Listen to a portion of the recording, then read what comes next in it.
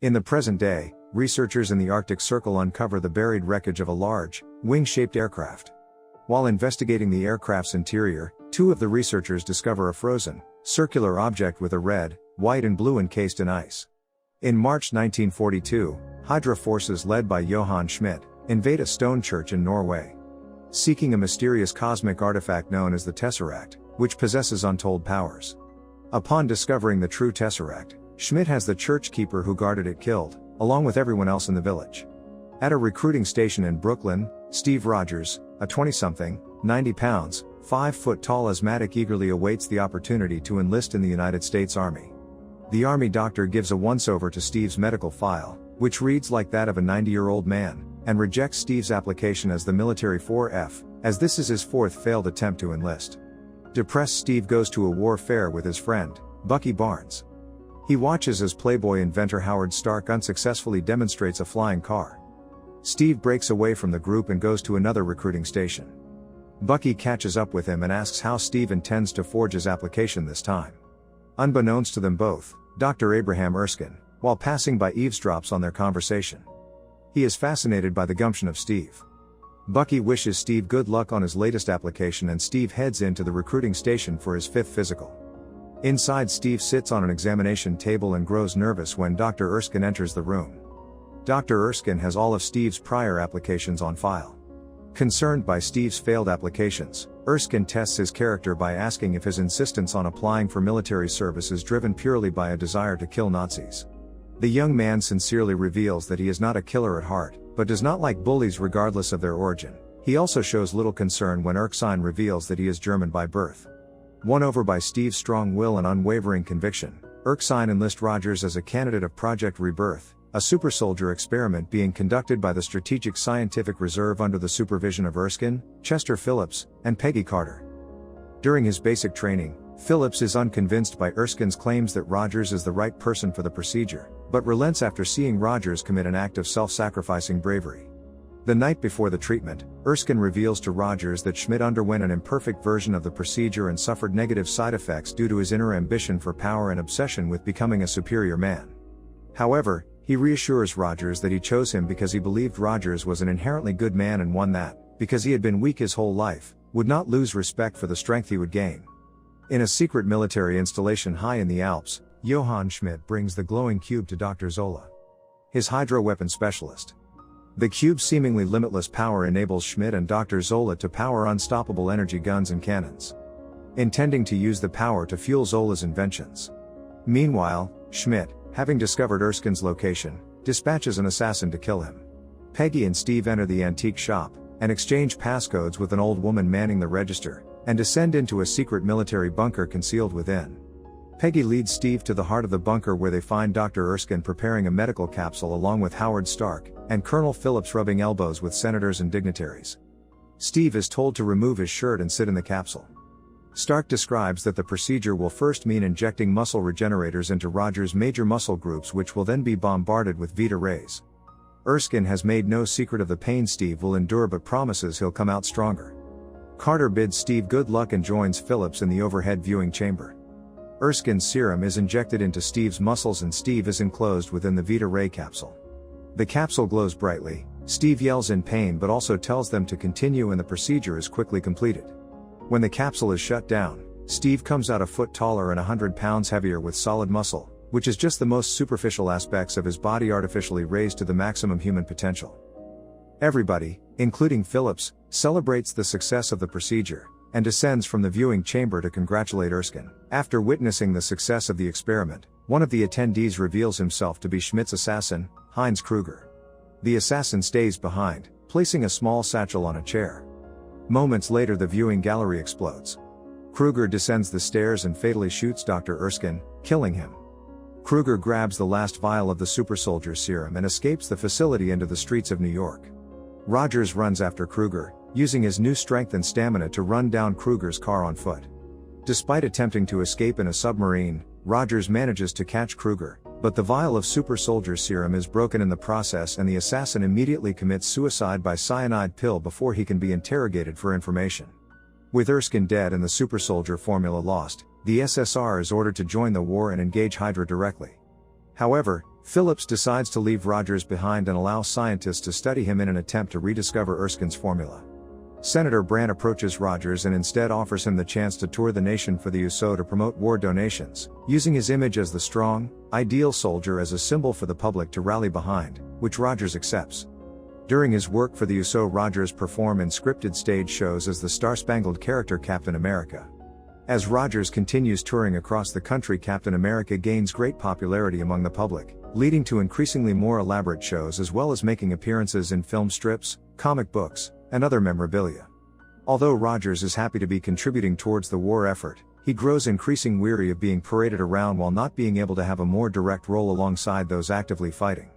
Meanwhile, Schmidt unveils his new Tesseract-powered weaponry to 3 Nazi officers sent to oversee his operation. They ridicule Schmidt, saying that the Nazi party no longer takes him and Hydra seriously due to his obsession with magic and the occult, and playfully refer to him as the Red Skull. The Führer feels, how does he put it? The Red Skull has been indulged long enough. A name that infuriates Schmidt. Schmidt takes the 3 to his weapons lab where they are shown his unstoppable energy weapons and a strategic map of Europe dotted with targets. One of the 3 notices a target hovering over Berlin and confronts Schmidt. Schmidt quickly vaporizes the 3 Nazi officers. Schmidt announces that Hydra has disbanded from the Nazi party and is now enemies with the world. Schmidt uses this moment to declare his secession from the Third Reich, claiming that Hydra could grow no further in Adolf Hitler's shadow and will now follow his agenda. Hydra continued to siphon energy from the Tesseract, using the stored energy to create a variety of weapons and integrated it into a range of vehicles and other technology, quickly giving the faction the potential to become a major threat to the war front and the world at large. In November 1943, while performing for active servicemen as well as encountering his colleagues from the SSR, Rogers learns that Barnes' unit was lost in a battle against Hydra. Despite Phillips' insistence on the futility of the situation, Rogers refuses to believe that Barnes is dead and becomes determined to mount a solo rescue attempt, receiving help from Carter and Howard Stark, who flies them both over the battlefield in his private plane. Steve surmises that Stark and Carter have a relationship and bashfully withholds his feelings for her. Just as anti-aircraft guns from Hydra begin firing on Stark's plane, Steve parachutes in, while the other 2 escape back to safety. Steve stealthily makes his way into the Hydra base, taking out numerous guards in the process. Rogers manages to sneak into Hydra's main factory where he finds and frees most of the captive soldiers, who begin a riot and start escaping while Rogers continues on to find Barnes. Steve makes his way through the facility and happens across Bucky, who is tied down to an operating table, and has quite obviously been tortured. Steve also notices an oversized tactical map mounted on the wall, with various marked installations. Steve frees Bucky, who is surprised to see that Steve is taller than him, and commits the map to memory. Schmidt, seeing the prisoners escaping and Rogers moving through the facility, sets the factory to self-destruct to cover Hydra's operations and evacuate to another facility. As the building begins to detonate, Schmidt confronts Rogers on a high catwalk where he makes light of his similarities to Rogers following their mutual use of the super soldier serum. Schmidt expresses his belief that they have risen above the visage of normal humans before revealing his face to be a mask, removing it to display the Red Skull-like face that earned him the sobriquet the Red Skull. The Red Skull escapes the exploding facility in a strangely designed private plane, while Zola sneaks away in Schmidt's roadster. Steve and Bucky have a huge divide to cross to their freedom. Bucky crosses a trembling, buckling support beam and manages to cross to safety moments before the beam plummets into the fire below. Left with no other option, Steve backs up as far as he can and leaps over the burning chasm. Rogers leads Barnes to the roof where they both barely manage to escape the factory themselves before regrouping with the escaped soldiers and marching back to base.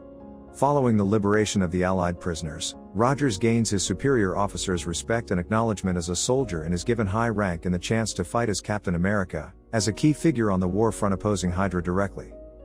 The news of Captain America's success on the battlefield has swept over the world, but Rogers does not appear for his medal from Congress. The reason for that absence is in London, where Steve gives Phillips and Carter his best recollection of the Hydra base map and tells them that he intends to go to those bases and destroy them one by one, and wishes to recruit a team of men made up of those he liberated in Italy.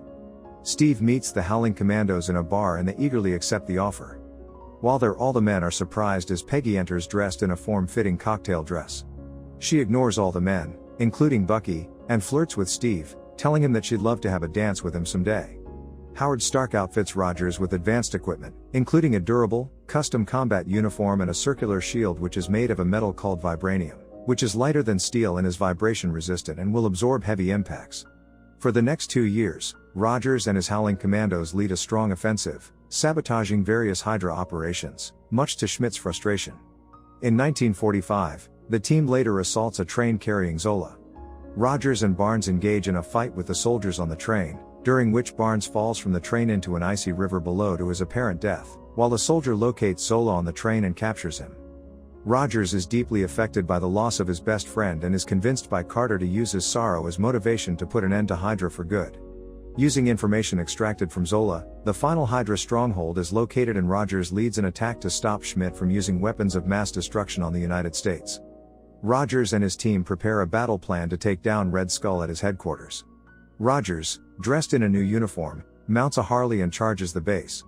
He easily dodges Hydra soldiers and tanks and finds himself within the base, surrounded by a Hydra army. He is taken into custody and led to the Red Skull's private weapons lab.